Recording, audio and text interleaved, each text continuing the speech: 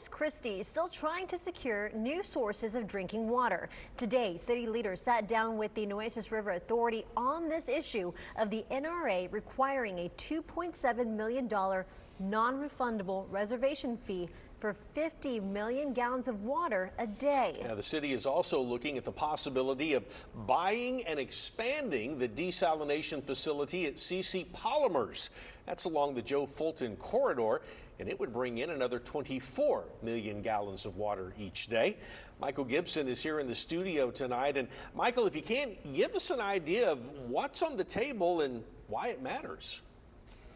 These two projects could really bring us a lot of water. City leaders are exploring those two major desalination options, one over on Harbor Island and another involving CC Polymers.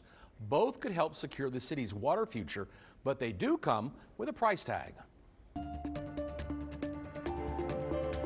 City Manager Peter Zanoni and Councilwoman Carolyn Vaughn sat down with Nueces River Authority General Manager John Byram to talk desalination, specifically how much it'll cost the city to lock in future water supplies from a new Water for South Texas project the authority wants to build out on Harbor Island. We want action, our community wants action, and every day matters. The discussion centers on a $2.7 million reservation fee, money the city would pay to secure up to 50 million gallons a day of desalinated water from that Harbor Island project. But here's the catch. All that money, right now, it's non-refundable. If we pay $2.7 million and they build the plant ultimately and we're buying water from them, can in the distant future, maybe after their business model is up and running well, like 10 years into the future, could the city get a credit back on our monthly take-or-pay bills over time? We asked John Byram if he thought turning the city's reservation fee into water credits in the future was something he could eventually agree to. We are open to those type of ideas. However, I can't make that decision. That decision is a policy decision that's made by our board. We're governed by a 21-member board appointed by the governor, and they will need to make that decision, not me. At the same time, Zanoni's also exploring another option, taking over the CC Polymers desalination project outright.